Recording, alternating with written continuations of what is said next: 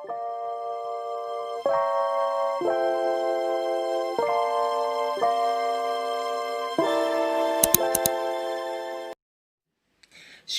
saudaraku, program Tuhan Yesus Penolongku dihadirkan untuk mendampingi saudara dalam menghadapi segala pergumulan hidup, supaya saudara kuat, tetap optimis, berpengharapan, dan berkemenangan di dalam Tuhan.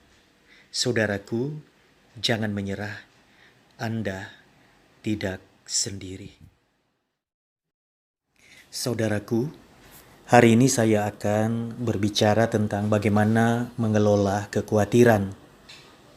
Tahun 2020 bukanlah tahun yang mudah untuk kita lewati, dan di penghujung tahun ini, tepatnya di akhir Desember, setiap kita dapat mengevaluasi apa yang telah terjadi, khususnya sepanjang 10 bulan terakhir kurang lebih di saat pandemi kita alami.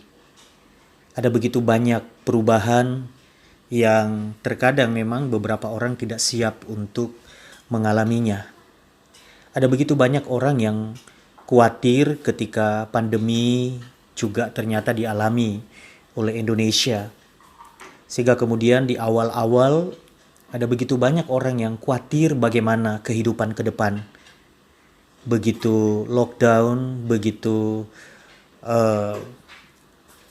apa-apa mendapatkan kesulitan, dampak ke ekonomi itu tentu saja sangat mengkhawatirkan, dan puji Tuhannya adalah kita dapat melewati tahun ini. Apapun peristiwa yang terjadi dan apapun yang sudah kita alami, kalau kita ada di penghujung tahun ini, bukti kebesaran Tuhan dinyatakan bagi kita. Ini adalah bukti penyertaan Tuhan, bukti bahwa Tuhan tidak pernah meninggalkan kita. Dia tidak pernah berdusta ketika dia berkata sekali-kali, "Aku tidak akan meninggalkan kamu." Tuhan menepati janjinya bagi kita. Ini adalah hal yang patut kita syukuri bersama sebelum kita memasuki tahun yang baru. Saudaraku, kekhawatiran adalah satu hal yang menurut saya wajar dimiliki oleh setiap orang yang masih hidup. Dan setiap orang memiliki potensi untuk merasa khawatir. Bahkan mungkin memasuki 2021 atau menjalani 2021, ada begitu banyak hal yang menjadi teka-teki bagi kita, dan itu sangat mengkhawatirkan kita. Jangan putus asa ketika kita belum mendapatkan jawaban dari apa yang kita khawatirkan. Kekhawatiran itu sendiri adalah ketakutan-ketakutan yang ada untuk peristiwa-peristiwa yang sebenarnya belum terjadi. Setiap orang memiliki potensi untuk khawatir dalam hidupnya. Kadang orang tua berpikir hanya orang-orang yang sudah berkeluarga yang memiliki kekhawatiran dan anak muda tidak. Tetapi ternyata ketika saya bergaul dengan orang-orang muda di sekitar pelayanan saya mendapati ternyata mereka juga adalah anak-anak muda yang hidupnya dipenuhi dengan kekhawatiran. Apalagi yang kehilangan pekerjaan, diputus oleh kekasihnya, mengalami masalah hubungan dengan orang tuanya, relasi yang kurang baik, dan seterusnya. Anak-anak muda juga dapat dilanda kekhawatiran. Apalagi seorang kepala keluarga atau seorang ibu rumah tangga yang mengambil tanggung jawab begitu besar atas keluarganya. Tentu kekhawatiran menjadi warna hidup setiap hari. Saya mau katakan, itu adalah hal yang normal, setiap orang mengalaminya. Jadi kalau Anda sedang ada di dalam kekhawatiran, Anda tidak sendiri. Tetapi kita harus mengelola kekhawatiran kita, supaya kekhawatiran itu tidak mematikan mimpi kita, mematikan kehidupan kita, menghentikan segalanya, dan kemudian membuat kita tidak dapat menikmati kehidupan setiap hari karena kekhawatiran yang berlebihan telah merusak emosi kita, perasaan kita, sehingga hubungan terganggu, sehingga kita tidak dapat menikmati sukacita, dan lain sebagainya. Kita harus mengelolanya supaya kekhawatiran ini dapat kita taklukkan dan tidak menguasai kehidupan kita. Saudaraku yang dikasihi oleh Tuhan, beberapa survei yang pernah saya baca, ternyata hanya 10 hingga 15% dari apa yang kita khawatirkan kemungkinannya terjadi. 90% tidak pernah terjadi. Jadi, kalau belum tentu apa yang kita khawatirkan itu terjadi, mengapa kita mengkhawatirkannya berlebihan? Sekarang pertanyaannya, apakah kekhawatiran itu dosa? Menurut saya, dalam batas takaran tertentu, kekhawatiran justru positif, bisa menjadi alarm untuk kita mencari Tuhan, karena kita berpikir situasi yang ada di depan tanpa Tuhan tidak mungkin kita bisa hadapi, maka ketika kita mengkhawatirkannya, kekhawatiran itu mendorong kita justru untuk mencari Tuhan. Atau berikutnya, kekhawatiran itu dapat membuat kita lebih serius, sungguh-sungguh dengan apa yang sedang kita lakukan, tekuni, entah di dalam bisnis, di dalam pelayanan, di dalam studi, dan lain sebagainya. Kapan kekhawatiran itu dapat dikategorikan sebagai sebuah dosa? Menurut saya adalah ketika kekhawatiran itu menguasai kita dan melumpuhkan iman kita, sehingga kita lupa firman, lupa Tuhan, atau mungkin masih ingat Tuhan, masih ingat firman, tetapi kekhawatiran yang menguasai telah melumpuhkan iman sehingga kita tidak lagi percaya kepada firman dan tidak lagi percaya kepada Tuhan. Saat ini, mari kita kelola kekhawatiran kita. Bagaimana caranya? Mengelola kekhawatiran yang pertama, menyadari bahwa kekhawatiran itu adalah hal tak terpisahkan dari kehidupan kita sehingga itu bisa dikatakan sebagai sesuatu yang wajar. 1 Petrus 5 ayat yang ke-7. Di sana dikatakan, serahkanlah segala kekhawatiranmu kepadanya, sebab Ia yang memelihara kamu. Yang pertama, bagaimana kita bisa mengelola kekhawatiran kita dengan benar, yaitu kekhawatiran yang ada pada kita. Kita harus serahkan. Serahkanlah segala kekhawatiranmu. Pertanyaan saya, apa yang Anda lakukan ketika kekhawatiran menguasai hidup Anda? Biasanya kita terus memegang kekhawatiran itu sehingga kemudian kita mulai bersungut-sungut, kita berkata-kata negatif, kita berkata-kata tanpa pengharapan, segala hal yang negatif keluar dari pikiran dan mulut kita. Yang pertama, ketika kita mengelola kekhawatiran kita dengan benar adalah jangan menyerahkan kekhawatiran kita ke tangan yang salah. 1 Petrus 5 ayat 7 mengatakan, serahkanlah segala kekhawatiranmu. Kepada siapa kita menyerahkan kekhawatiran kita? Kalau kita salah menyerahkan kekhawatiran kita, maka kekhawatiran itu akan menghancurkan segalanya dalam hidup kita. Oleh sebab itu, poin pertama bagaimana kita mengelola kekhawatiran kita, saudaraku, adalah jangan menyerahkan kekhawatiran kita kepada iblis. Dengan bersungut-sungut, berkata-kata negatif, berkata-kata tanpa pengharapan, menyangkal firman, kata-kata negatif, mengutuki diri sendiri, dan seterusnya. Jangan lagi berkata, mampus, mati, habis, gulung tikar, tidak mungkin bisa bangkit lagi.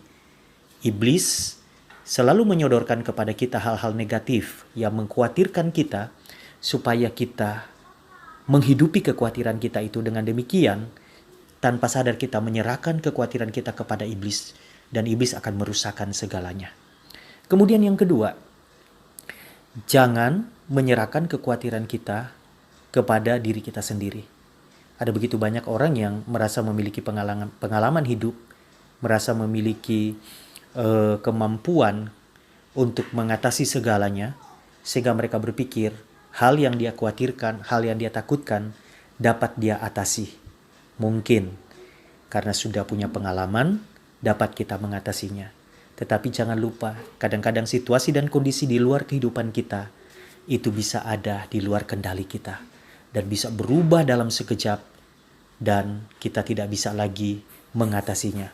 Kalau kita menyerahkan kekhawatiran kita kepada iblis yang menghancurkan segalanya, Ketika kita menyerahkan segala kekhawatiran kita kepada diri kita sendiri, kekuatan kita, kemampuan kita sendiri, firman Tuhan berkata, yang diberkati itu adalah orang yang mengandalkan Tuhan. Sementara orang yang mengandalkan kekuatannya sendiri dikatakan terkutuk. Di dalam Yeremia dikatakan seperti itu. Kita mungkin punya kemampuan, tetapi ingat kita punya kemampuan terbatas.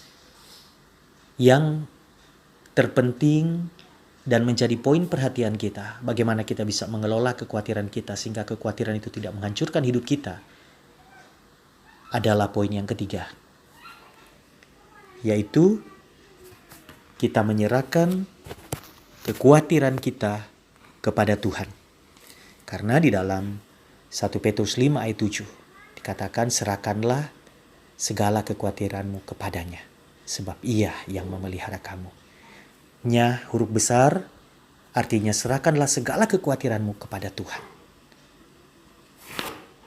Ketika kita mengelola kekhawatiran kita dengan benar, yaitu menyerahkannya kepada Tuhan, Tuhan yang memimpin hidup kita dan memegang hari esok adalah Tuhan yang menggenggam tangan kita dan menuntun kita melewati setiap lembah, mendaki setiap gunung-gunung yang ada di depan kita. Dan ketika Tuhan yang menggenggam tangan kita, maka saya percaya apapun yang kita temui di perjalanan kehidupan ini, Tuhan sanggup menjadikan kita lebih daripada pemenang. Oleh karena itu, saudaraku, hari ini apa yang membuat engkau tidak bisa tidur, lelap, dan engkau gelisah karena kekhawatiran yang sangat menguasai hidupmu, serahkan kekhawatiranmu kepadanya dan mulailah berkata-kata, Tuhan, kalau saya sendiri memang tidak mampu. Kalau saya atasi dengan hitung-hitungan saya bisa saja meleset. Tetapi saya belajar menyerahkan segalanya kepadamu. Karena engkau sanggup melakukan segala sesuatu dalam hidupku dan tidak ada rancanganmu yang gagal. Engkau sanggup di saat aku tidak mampu. Maka ketika kita menyerahkan artinya kemudian kita hidup dalam iman. Mulai menghidupi firman, berjalan di dalam terang firman, artinya sukacita itu ada lagi di dalam kehidupan kita. Walaupun mungkin kita belum melihat solusi, melihat jalan keluar, Tuhan yang kita percayai, kita yakini sedang bekerja dalam hidup kita. Dan saya percaya ketika kita menyerahkan segala kekhawatiran kita kepadanya, dikatakan Ia yang memelihara kamu. Pemeliharaan Tuhan itu yang kita perlukan dalam hidup kita. Ketika Tuhan pelihara hidup kita, maka segalanya akan menjadi indah. Segalanya akan menjadi baik.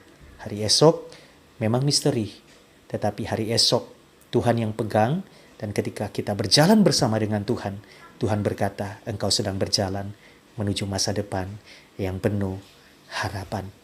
Saudaraku, bersukacitalah di dalam Tuhan. Legalah hatimu, damailah hatimu dan tenanglah pikiranmu, sebab Tuhan yang engkau percayai, Tuhan Yesus adalah Tuhan yang tidak pernah meninggalkan engkau, selalu bersama dengan engkau, dan Tuhan yang tidak pernah gagal menolong kehidupanmu. Mari kita berdoa. Saat ini kami bersyukur karena kami memiliki Tuhan yang tidak pernah meninggalkan kami, Tuhan yang adalah penolong dalam kehidupan kami. Terima kasih kebaikan-Mu yang sungguh nyata setiap hari dalam hidup kami, menjadi pegangan kami untuk tidak lagi hidup di dalam kekhawatiran yang berlebihan dalam menjalani kehidupan kami. Karena Engkaulah Tuhan yang berjanji, Engkaulah Tuhan yang setia menggenapi janji-Mu. Setiap kekhawatiran dilenyapkan dari kehidupan kami, diganti dengan iman percaya. Bagi Tuhan tidak ada perkara yang mustahil. Setiap orang yang mendengarkan, Tuhan Yesus penolongku, pada saat ini mereka mengalami pertolongan Tuhan.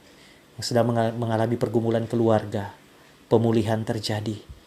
Air biasa itu kembali menjadi air anggur yang manis. Sebab Engkau Tuhan yang memulihkan setiap hubungan suami istri, orang tua dengan anak. Yang sedang mengalami masalah finansial keuangan, Tuhan Engkaulah sumber yang tidak pernah terbatas, sanggup melimpahkan, mencurahkan berkat dalam kehidupan mereka. Yang sedang mengalami pergumulan sakit penyakit, Engkaulah Allah penyembuh. Kuasa-Mu tidak pernah berubah, bilur-bilur-Mu menyembuhkan. Terima kasih. Dan yang sedang mengalami pergumulan batin, bahkan dia sendiri tidak tahu apa yang sedang menekan hidupnya, tetapi dia dalam tekanan yang begitu rupa, maka Engkaulah Tuhan yang adalah damai, mendamaikan hati mereka. Raja damai, meredakan badai, menenangkan setiap badai di dalam kehidupan kami, di dalam pikiran, di dalam hati. Tutup bungkus setiap umat-Mu dengan kuasa darah-Mu. Terima kasih Tuhan. Tuhan Yesus, Engkaulah penolong kami yang setia. Terpuji nama-Mu. Di dalam nama Yesus, kami percaya mujizat sedang datang dalam hidup kami. Haleluya. Amin. Kita jumpa di kesempatan berikutnya. Saya berdoa program Tuhan Yesus Penolongku menjadi berkat bagi Anda semuanya. Tuhan memberkati.